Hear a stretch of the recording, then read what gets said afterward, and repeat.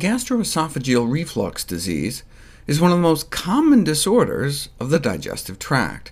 The two most typical symptoms are heartburn and regurgitation of stomach contents up into the back of the throat. But it's not just burning pain and a sour taste in your mouth. It causes millions of doctor visits every year, millions of hospitalizations, and the most feared complication is cancer. You start out with a normal esophagus, and if the acid keeps creeping up, it gets all inflamed, and you can get esophagitis, which can turn into Barrett's esophagus, which can turn into cancer, adenocarcinoma. To prevent all that, we just need to prevent the acid reflux in the first place.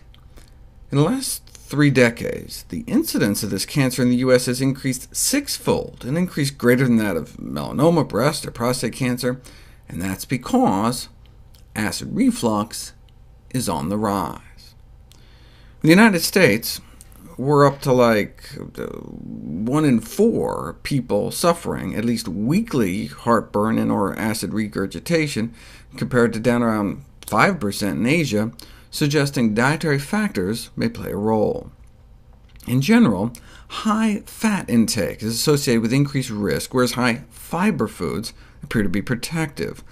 The reasons fat intake may be associated with GERD symptoms and erosive esophagitis is because studies on volunteers have shown that when we eat fatty foods, the sphincter at the top of the stomach that's supposed to keep the food down and the acid down is relaxed in the presence of fat, and so more acid can creep up into the esophagus. For example, if you have volunteers eat a high-fat meal, a McDonald's sausage and egg McMuffin, and compare that to a low-fat meal, McDonald's hotcakes, there was significantly more acid squirted up in the esophagus after the high-fat meal. Then in terms of later stages, over the last 20 years, 45 studies have been published in the association between Barrett's esophagus, esophageal cancer, and diet. In general, they found that meat and high-fat meals appears to increase cancer risk, though different meats were associated with cancers in different places. Red meat was more associated with cancer in the esophagus, but poultry was more associated with cancer at the top of the stomach. Whereas meat alternatives, quote-unquote, such as beans and nuts, were associated with a significantly decreased risk of cancer, consistent with previous data suggesting a protective effect of plant protein sources, as well as fruits, vegetables, and antioxidants in produce form, though not pill form. Those eating the most antioxidant-rich foods had half the odds of esophageal cancer, whereas practically no reduction in risk among those who used vitamin supplements, such as vitamin C or E pills. The most protective produce may be red-orange vegetables, dark green leafies, berry juice, apples, and citrus. But it may not just be the plants. Eating healthy food crowds out less healthy foods, so it may be a combination of both.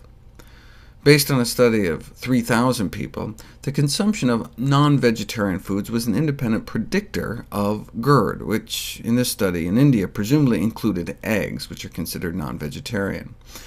Egg yolks appear to increase this hormone called cholecystokinin, induces this increase, which may overly relax the sphincter that separates the esophagus from the stomach. The same hormone is increased by meat, which may help explain why vegetarianism appeared to be a protective factor for reflux esophagitis. Researchers found that those eating meat had twice the odds of reflux-induced esophageal inflammation. Therefore, vegetarian diets may offer protection, though it's uncertain, again, whether it's attributable to the absence of meat in the diet or the increased consumption of healthy foods.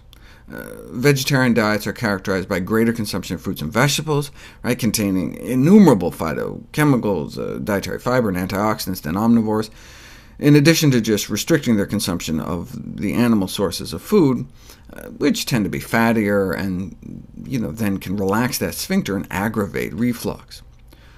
Bottom line, GERD is common. Its burdens are enormous, it relapses frequently and can cause bleeding and strictures, not to mention a deadly cancer. The mainstay of treatment is the proton pump inhibitors, which rake in billions of dollars. We spend $4 billion on Nexium alone, $3 billion on Prevacid, $2 billion Protonix, $1 billion Acivex. But they can cause nutrient deficiencies, increase the risk of pneumonia, food poisoning, and bone fractures. Thus, it's important to find correctable risk factors and correct them. Known correctable risk factors are things like obesity, smoking, and alcohol consumption. But there hadn't been studies on eating meat versus not eating meat, but now we have another correctable factor to help prevent this disease.